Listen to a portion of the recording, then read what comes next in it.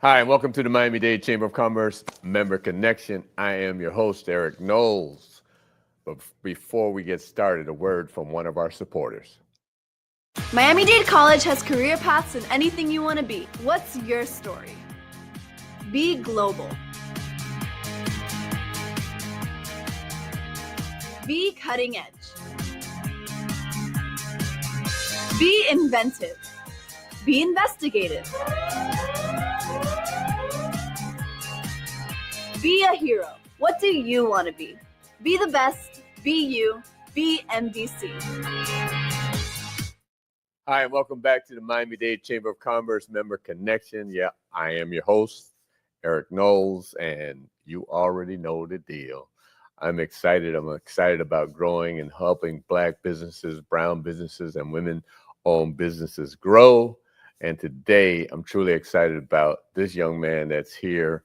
He's doing some things that are truly exciting, things that we hear about. Some of you have had to deal with these issues. Mr. Reginald Andre, how are you? Hey, I'm doing well. Thank you for having me. Absolutely. Great having you here. You've been a member of the chamber for quite a while. We see you on our Tuesday Zooms, absorbing and sharing.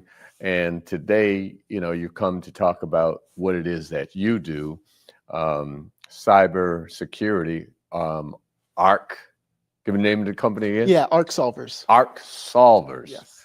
And let's tell folks a little bit about Andre before we get into ARC Solvers. Yeah, sure. So I'm a product of Miami Gardens. I was pretty much, I wasn't born here, but I've been living here since I've been 3 years old. Okay. Went to Turner Tech. Okay. And from Turner Tech, I started to just dabble into technology. Okay. And that's how I, started to then see like, wow, this is a career that I can start in. Okay. And ARC Solvers, how long have you been in business? So I've been in business for 15 years. Okay. Yeah, but funny, interesting story of how I got started. Do you remember the store CompUSA?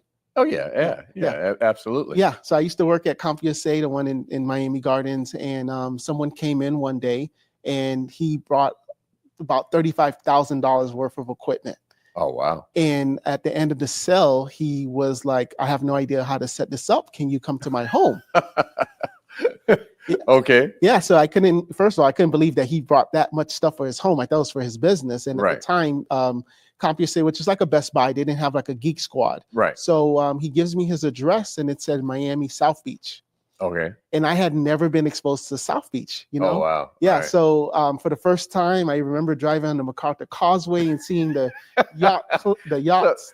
Really? So you one of those folks who lived in Miami but hadn't been to Never. South Beach? I was 20 years old. I had never been to South Beach. Wow. And for the first time, I'm seeing the palm trees and the cruise ships and everything you see on TV about Miami Beach. And he's on the 17th floor overlooking the entire marina. Oh, wow. And, so that must have been in itself an experience. Yes. And I set up everything for him. And one of his buddies comes over and says, wow, who set this up for you? He's like, Andre did. And he's like, I want the same thing at my house. Well, wait a minute. I think I need you to come to my house. There you go, right? And I'm sure you're going to have other folks coming to you going to other folks' house. No, I'm serious. I'm cutting you off because I actually bought a sound bar last year. I increased my TV from a 70 to an 85 or whatever. But I had a system connected to it. And then I bought the sound bar that's supposed to be better. I want to do is connect the two of them. Yes. So I think I need an amplifier. Yep, I was going to say that. Yep, I need an amplifier to connect those two, and then so you need to come by the house. But go ahead, finish telling the story. Yeah, absolutely. So from there, for a period of 6 months, the guy that I met at the electronics store sending me all of his friends, and one day he calls me. He's like, Andre, all my friends are ecstatic about you. You're a hard worker, you're diligent, because he had sent me about 10 of his friends in a 6-month period. He says, I didn't tell you this, but I'm a retired 41-year-old multimillionaire, and I want to start a business with you. Wow. Whatever you're making at that electronics store, I'm going to double it. And at the time I was going to school to become an English teacher. And he said, stop, slow down on school and let's start a business together. Wow. So I call my mom. I tell her the whole I story. never knew this story all these years. I never Yeah. knew this story. Yes, and I tell my mom, and she's like, "This is why I left Haiti to come to America, for you to have that American dream. Go and start the business with him." And that's what we did. Wow. Yeah, so everything is great. You know, we had about 9 employees. We're doing over $1 million in sales. We're the kings of South Beach. Everybody knows us. And you know, one day I go to my boss. I'm like, "Hey, look, my business card says managing partner. My email address says vice president, but there's nothing in writing that actually says we're business partners." Oh, wow. Storyline continues. So he says, "You know what? Give me a couple of months, and I'll go ahead and get the attorney draft up something." A couple of months later, comes in. He calls me to his office, and he says, "I'm sorry, but I'm gonna have to let you go." Wow. I worked 9 years, 18-hour days, 7 days a week, building the business when I thought I was a partner, and he lets me go because He didn't want to give up. he didn't want to give up ownership. He didn't want to give up anything. And I can remember being in my garage thinking, what am I going to do? I had a 2-year-old son at the time, and this is now 09. So this Right. is rock and roll days, right before the mortgage crash. So Right. as fast as you were making the money, is as fast as it was you going spent- out. Yeah, yeah. So I had about $100 to my name. He didn't even give me my last check. Wow. So I remember the quote from the movie Rocky that says, "It's not how hard you get hit, it's how you get back up." Yeah, exactly. And I said, "You know what? All right." I had a crazy non-compete. So I left the South Beach area, came back to my roots. I went to Kinko's. I printed out some papers, and I just started knocking on business doors. And from there, now fast forward 15 years later, we have Arc Solvers. We've Right. been voted the fastest growing cybersecurity and IT co. We over $1 million in sales, 8 employees, and we're rocking and rolling. Well, you know, who, as they say, who God bless, no man curse. Yes, amen. So, you know, I guess, you know, that was 9 years of education. Yes, You know, that was a doctorate degree 10 times over, because obviously you learned how to do what it is that you do now. You learned how to run a business. Mhm. You learned how, I guess, to manage people. right. So when it was time for you to move on, you know, and as they say, God pushes you out Right. the door so that you can open other doors.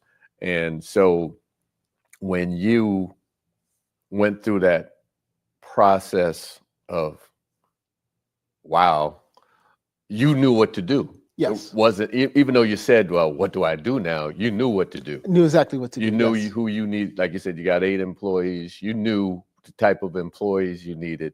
You knew the system that you needed to build your own business. And I guess, as they say, it's a blessing in disguise. But at the same time, can we put a APB out on this person? No. You know, funny enough, we end up reconciling. Okay. Yeah, I forgave him, Mhm. and I even helped him later on in you know, about 10 years later. He Okay. needed some help with his IT because he was an IT guy. Right. He was a money man, Right. and he had a So scenario. he probably went out and hired somebody else. They that- messed up, and then he called me. He became the CEO of a public company, and Okay. his emails got deleted. And one night he texts me, and he's like, "Hey, this is first time in about 10 years," and he Right. texts me like, "Hey, I'm sorry, but to bother you, but I have this situation." Mhm. And I says, "I rather not help you, but if it's an emergency, I will." Okay. Did you charge him? No, I didn't. No. You should have charged him, man. Come on. You should Yeah. at least charge him No. for that. Yeah. No. Yeah. And no, I get it, taking the high road. Right. I can appreciate that because I'm one that takes the high road. On many occasions, I have Mhm. taken the high road and probably shouldn't have. Mhm. But at the end of the day, you know, you sleep well, Mhm. and you know it is what it is, and it didn't impede you from moving on and coming to the point where you are today. So yeah, okay. You helped them out, and Yes. now you have a relationship, as what I'm hearing. But we're going to continue this story. We're going to take a little break. We're going to hear from one of our supporters, and we're going to get back to Mr. Reginald Andre. Learn and earn today at Miami-Dade College. College graduates earn 56% more than high school graduates and $1 million more in lifetime earnings. A degree from MDC is your path to greater earning power and career success. Choose from hundreds of affordable high-tech and in-demand career programs, including cybersecurity, artificial intelligence, business, and nursing. Learn and earn today at MDC and fast track your career. Enroll now at mdc.edu/purpose. Welcome back. And, this has been a great, interesting story with Reginald, how he started out many years ago, because now he's been running his business 15 years, and he was actually thought he was a partner with someone for basically 10 years prior to that. So 25 years. Yeah. And here we are today. As you said, you are the fastest growing cybersecurity company. And that's a whole nother thing versus going into someone's home and setting up the sound system. How did you transition from tech and doing that, going into cybersecurity? Yeah, so I've had some of my customers for a long time, and what we started to see was a trend of viruses happening. And back then you would get a virus, you would, Windows 7, Windows XP, you wipe the system and now everything's okay. But now I started to get calls from my customers at that time where not only did they get a virus, but they got ransomware. So now they had to pay to get their information back. And when we went to the backups had ransomware. And these are people that came to my wedding. These are people that I knew. And for me now to have a sit down with them and say, I'm sorry, but your data is gone. Your business can now close because you can't operate. So things have changed and cyber threats are way up, and we had to kind of mature our business model, because I to give you a comparison, taxi cab, where if you're at an airport and for every 30 Uber drivers is that one taxi cab driver. And we were in the industry that if we stayed where we were going to be that taxi cab driver. So we pivoted. We matured our business model. We went back to school. We re-educated ourselves, kind of like what a lot of people should now be doing with AI. Because I can, we're going to get into that. We're going to get into the AI. That AI thing is just crazy. Yes. Go ahead. So, and we did a rebranding, and we said, okay, we're not doing John's house for their computers. We're now doing businesses, and but you got to come to my house. We'll come to your house. We'll make that exception.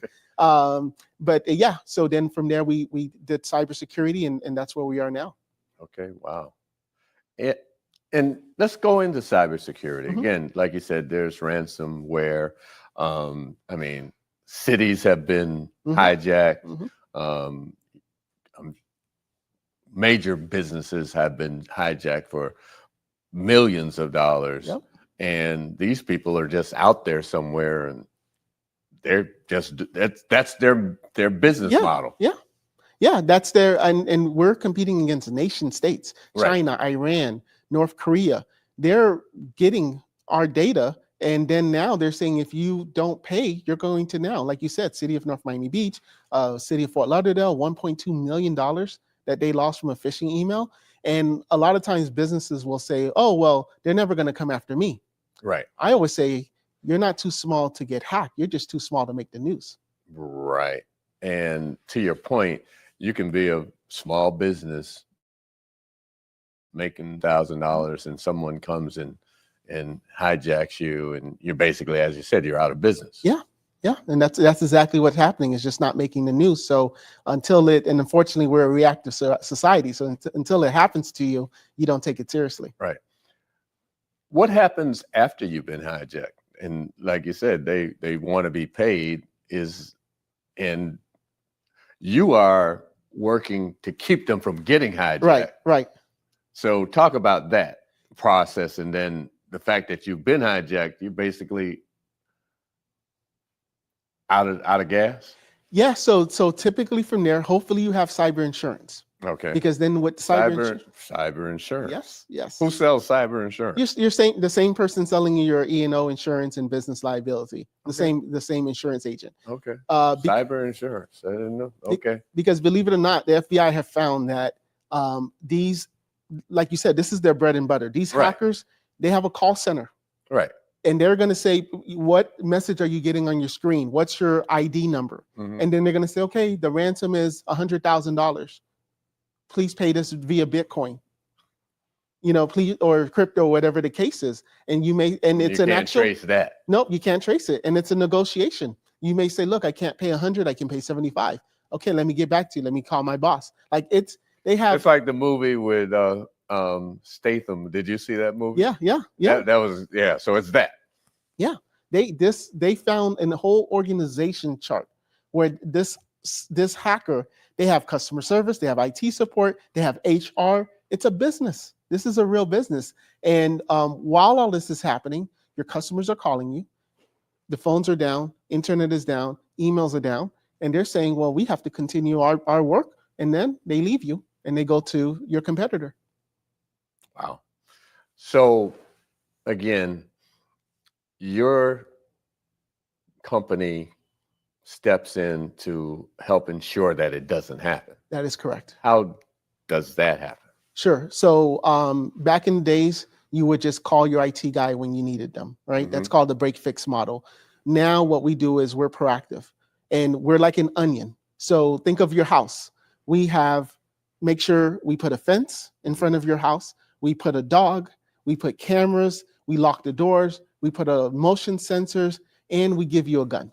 So we protect your entire thing in that analogy. And it's the same concept. We protect you on the email side, the physical side on the computers where your computers lock out.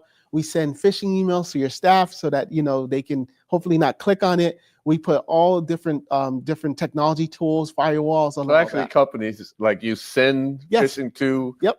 Okay. Yep. Hoping I'm the culprit. I have opened. Yeah.